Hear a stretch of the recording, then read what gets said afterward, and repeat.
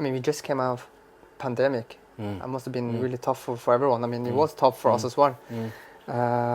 So I hope that, people got closer to each other. And are more able to talk about things, about their feelings.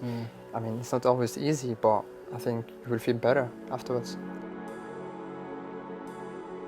So yeah, how are you doing today? How are you feeling? Besides tired. Besides tired, yeah. Yeah, no, I'm feeling well, feeling good. Are you always feeling good, or do you have kind of good and bad days? No, I think it's normal to have good and bad days. I just had a good day of training, Nice. even though it's raining outside. I don't know whether it's a male ego thing, but we don't always like to admit that we have strengths and weaknesses. We tend to focus on the strengths. So having that openness to learning, almost, that I'm not the perfect person and there are things I can work on. And you said there it's about having trust. So they're people that you talk to that you find helpful. You can sort of talk about some of the difficult times.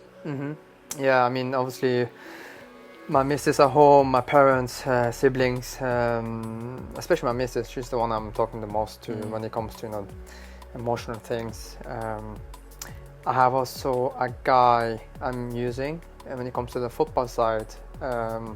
The mental thing, psychologist. I mean, and details on the pitch, things I can do better. We go through every game, go through the clips,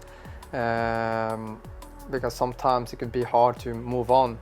If either if you did a good game or bad game, you always try to learn, improve yourself. Hopefully, people can relate to this. That our mind is generally what causes us most struggles. But it will provoke some negative feelings about ourselves, and it just sounds like it's learning how to look after yourself, mentally and physically, I guess. Absolutely.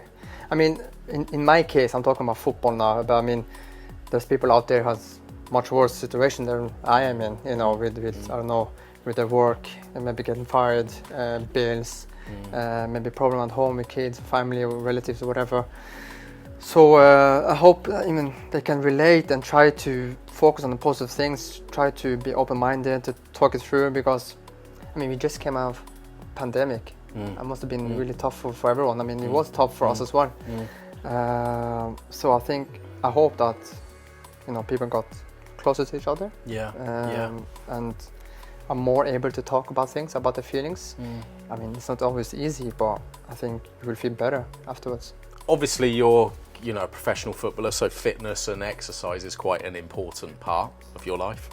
What other things do you do to look after your mental health? I mean, we touch about it when it comes to talking to the right persons around you. But I think not only being active, I think it's important to how you treat your body while eating well, get the fluids in, the water, and instead of soft drinks and sleeping well. It's important for me, especially the sleeping. I'm just wondering, throughout your career, personally and professionally, have you ever come across somebody that you felt did need some help? And I just wondered how you approach that. Sometimes I feel like the older brother to some of the players. They've come to me with questions, not about football, but about their life. Could be something they struggle at home, or other things. And it happened recently as well with one of the players, where I talk about him going through stuff outside football, and wanted my advice about it. And so we sat down and I listened for I think half an hour or so, where he explained the whole situation. And I think and the thing is, I hadn't gone through anything like it, so I didn't have the experience. But I think he needed just someone to listen, someone to understand him, or maybe give him some advice, even though you don't know anything about the subject. But I think just being there for someone could be enough. Supporting people and talking through any difficulties that they have is really healthy. So I think that's why it's great with Southampton. What they're doing with Saints Foundation is is just trying to hopefully help people to recognise that we're all normal, because in my experience that's the worst thing. When you don't feel normal, or when people I'm working with don't feel normal, that can be massively damaging. So I think with the what Saints Foundation and Saints by Your Side are trying to get across to people, hopefully, and that's what this is that it's all right to talk about these things. You know, we live in a tough world. Life is tough. You know, I've never met anyone who said life's easy. You know, I started day one and I got to this point and I've never had a problem. You know, I'd love to meet that person. Yeah.